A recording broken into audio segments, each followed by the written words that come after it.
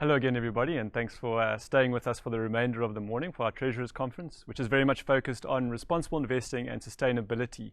So these are very short 15-minute punchy sessions where we have a varying array of speakers talking about different agendas that all link into what we refer to as the Sustainable Development Goals. The final speaker, Nicole, will bring it all together for us. But in terms of our first speaker, we have a Nedbank colleague all the way from CIB in Johannesburg, Bruce Stewart, who I believe is having camera issues. But Bruce, I think you can hear me. Am I correct? I can hear you clearly. Can you hear me? I can. I'm assuming that means the audience can. So we can. Let's hope, eh? Yeah, we can crack on. The production team told me I might have to buy a couple of minutes, so I've been scrambling for things to say. But there's plenty to say in terms of Nedbank and what are they doing in the energy space. And I've mentioned the big focus for today is around the Sustainable Development Goals. And obviously Nedbank have adopted these. And I think in your slide deck today, you actually refer to one of these as well. So your presentation is titled The Power of Sustainable Lending or Investing. And I think without further ado, we hand over to Bruce. And Bruce, thank you very much for joining us. And we look forward to hearing what you have to say. David, thank you very much. I appreciate that. Time is of the essence. So let me get straight into it.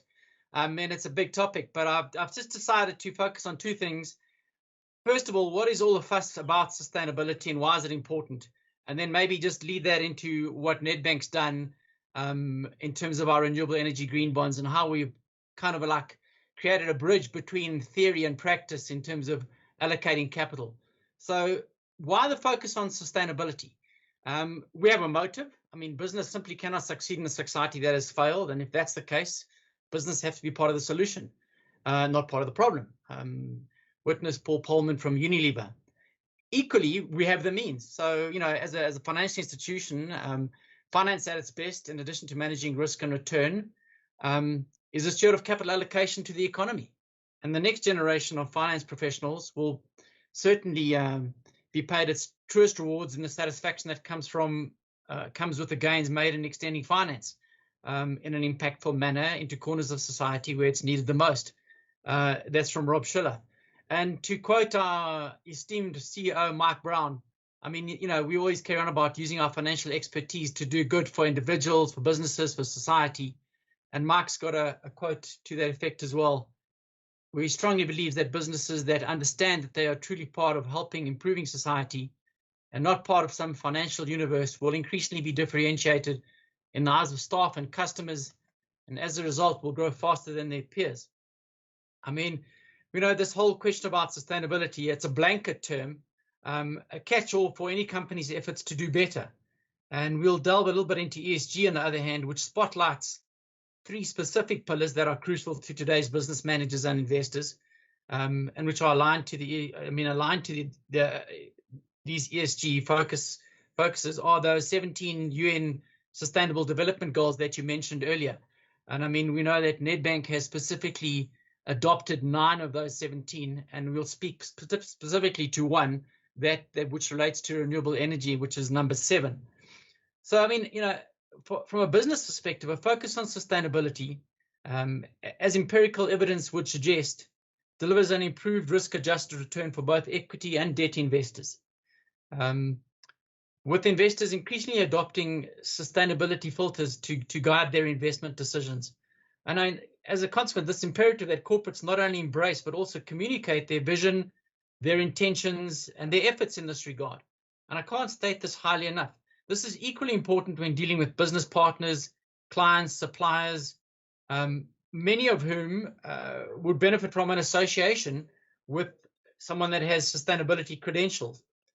So, I bring up this particular little pie chart here to understand, long-term value creation is shaped by relationships with stakeholders. Who are those stakeholders? They're all rising to equal prominence in our world, right? And it's increasingly clear that capital markets are not adequately pricing the ultimate cost benefit surrounding sustainable business. So what is the impact of a persistently unhappy workforce, for example? How safe is a company's data? And how vulnerable are they to climate change? These and other fundamental sustainable business questions are not captured in traditional financial analysis, but are increasingly recognized to have a material financial impact. So I suppose with long-term success in mind, stakeholders are increasingly turning towards ESG criteria to assess performance across non-financial sectors. And I'll close off this with a little word from Einstein. The environmental, social, and governance criteria are known as responsible investment and refer to these three central factors in measuring the sustainability and the ethical impact of a company. But ESG criteria also assist stakeholders to consider the unmeasured or the unrepresented environment, social, and governance topics when making investment and supply or purchase decisions. And it reveals data that traditional finance and financial analysis doesn't usually capture. Speaking to the sustainability of a company in its broader sense, as well as how the relationship might also benefit stakeholders. So from an investor's perspective, ESG have turned out to be incredibly valuable. And we can refer to and point to a number of analysis over time. And I mean, Oxford University had a particular sort of analysis where they looked at over 2,000 studies, which confirmed that the responsible as well as the economic case for ESG investment is tangible. And so it's my belief that increasingly corporate South Africa should be looking to align their internal ESG efforts with external recognition that will profile their vision, their internal efforts with their investors, their banks, suppliers, clients, and the communities that they both serve and operate in. And it's something that I think that kind of philosophy and ethos is we've adopted since we went on the first roadshow for Nedbank to try and possibly share our learning with institutional investors and stakeholders at large. The journey to embrace sustainability varies considerably across entities and sectors. Property, for example, embraced the guidelines of the Green Building Council of South Africa. Other corporates have aligned themselves to certain UN Sustainable Development Goals. Nedbank's been one of them. That said, the benefits, which may seem self-evident to some, are not broadly understood by all, I think. And I think we all have a role to play in creating this awareness and driving action towards achieving a sustainable future. So profiling the company as a committed participant in the challenge to embrace sustainability, communicating that intent, is like buying a ticket to the dance, so to speak. And aligning a sustainability vision with that of stakeholders is no longer peripheral. It's kind of become like mainstream, and something that we've been harping on as a team for quite a while. It's also a means to enjoy a social license to operate, which may seem self-evident to some, but not broadly understood across the board. All of this contributes to basically future-proofing your business. How do you go about future-proofing your business? The adoption of sustainability in one or many of shape of its forms is certainly a good start.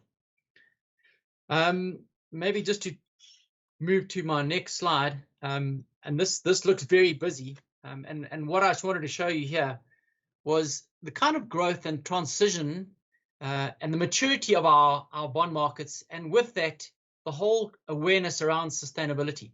So we started out in 2008 with the World Bank issuing a green bond driven primarily by climate change. I think that was the initial focus. It was all about climate, how are we going to save the planet, and so on and so forth. We talk about the measurement from COVID later, but that's good. All right. And then you can just see how green obviously was the predominant focus in this world of sustainability. But sustainability is kind of like an umbrella term which overarches both the environment, social governance, and equivalent issues.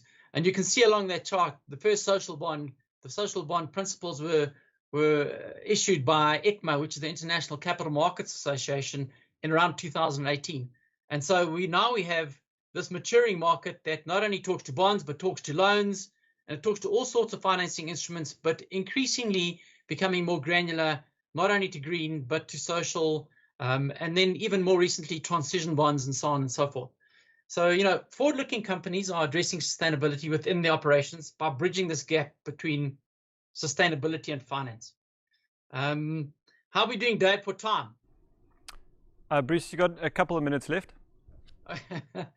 Okay, now that's all good. I want to say what I want to say, but please interrupt me if you think I've missed the point or or going off piste a bit. No, absolutely. And Go I'm ahead. sure your audience might say, well, I've got 20 million questions, but we can save that for another day. So we talk about companies leveraging innovative financial instruments such as green bonds, green loans, and you can look at that index on the left where they got sustainability linked, transition, social, and the rest. All these enable capital raising and investment for new and existing projects with environmental benefits, social benefits. Social bonds, for example, raise funds for projects with positive social outcomes. Sustainability bonds include a combined focus of both social and environmental green projects. So essentially, leading financial institutions, I suppose Nedbank's right up there with her, are playing a crucial role. And what's one of our stated objectives is to drive product innovation and capital allocation to sustainability-related initiatives. I mean, as key intermediaries channeling investment towards sustainable products or projects, debt capital markets, which is my domain, and sustainable finance teams are supporting their clients, be they corporate, sovereign, municipal, in developing sustainable bond frameworks and methodologies to approach the world of sustainability. A plethora of SA corporates go about it in their own way, from CSI initiatives to what they do internally just because it's good business. But it's equally important, and I mentioned it earlier, but also to create that profile to the financing side of things, to profile what you're doing, to create that awareness, to drive your ethos to that broader bunch of stakeholders that came up on that pie chart earlier on. I mean, there's no question, as the markets evolve, the scope and complexity of bond frameworks has matured. So one thing that I want to lead on from here, you'll notice that there's sustainability linked, there's green, there's sustainability. Is a slide like this, which just says, if I'm going to be financing, I have a choice. I can either go sustainability linked or I can go use of proceeds. And I don't want to go through the whole thing with you there, but essentially, from the original, which started out, that original green bond, direct use of proceeds, it also talks to, which is the more clearly, often bespoke, clearly defined, measurable. Many companies seek to embrace a broader, more encompassing value proposition that evidences not only bespoke initiatives, but also highlights its behavioral commitment to sustainability. And this can be via sustainability rating or KPI, sustainability key performance indicators. The challenge here is we talk about greenwashing and what's fungible and what's not. And use of proceeds is very direct. It's very monitored and reported on, and there's external review. Sometimes with the sustainability linked arena, whether you go ratings from an external rating or your own KPIs, you can get caught up in the wash where it's a little bit, how can one say, less dark green, so to speak. But nevertheless, I just wanted to share that with you about the various options. And then moving on to Nedbank's journey, just very briefly. I mean, we were the first bank in South Africa to establish a green bond framework in 2018 and launch a use of proceeds green bond. To that end, we certainly had a significant amount of learnings, not least of which was broadening our institutional investor base, as well as crowding in foreign capital. I had foreign investors phone me out of London saying, Bruce, can you do the same thing in a dollar-denominated bond as opposed to a rand-denominated bond? We'd happily take up the entire thing. Our initial 3 bonds raised just over 2 billion rand, and since then we've moved on to not just renewable energy senior and secured notes, but also tier 2 capital. We've also migrated into loans, so it's not specific to bonds only. It can be your frameworks can support a whole plethora of sustainable kind of instruments at the same time.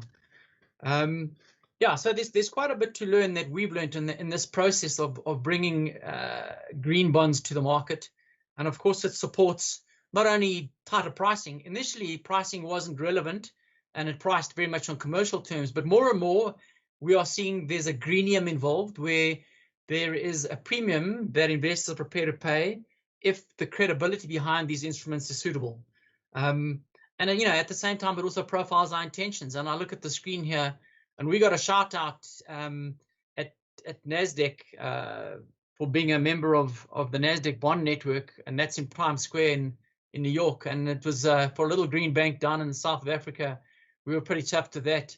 Won a couple of awards on the back of that, but also what it does, it just reinforces our ethos. And I mean, this was SDG 7, and our CFO, Mike Davis, it's his kind of pet baby to drive renewable energy as a focus under that specific target. So, you know, it talks to how we can profile ourselves in at least being part of this change going forward. It is a complicated subject, and it's maturing every day. Every day we find new things, new ways of doing things. But I think the ethos, and I enjoyed this little slide here that our one times Albert Einstein put up, and says, not everything that counts can be counted, and equally not everything that can be counted counts. And it is so applicable to the world of sustainability. So, you know, you want to urge people to look beyond those boundaries, to understand that we're all in this together. And lest I dare not say that COVID has helped us focus on the world and sustainability at large. That's my story. I mean, I could carry on forever, but I don't know if there's much more you'd like me to say. No, I think you spot on time. Thanks so much for joining us, Bruce. And I know you mentioned how difficult sustainability as a term is to encompass. So there's what's known as the Brundtland Report, which I think was commissioned by the UN, that refers to sustainable development as meeting the needs of the current generation without compromising the ability of future generations to meet their own needs. And I think that came across in my chat with you, I think, last week, and how you and the team have embraced sustainability. And it was very encouraging to know that this came from Mike and the top down, but also internally from your team as well. So there's a nice culture around sustainability there. And yeah, just thanks very much for the good work that you guys are doing, and carry on. And thanks very much for joining us today.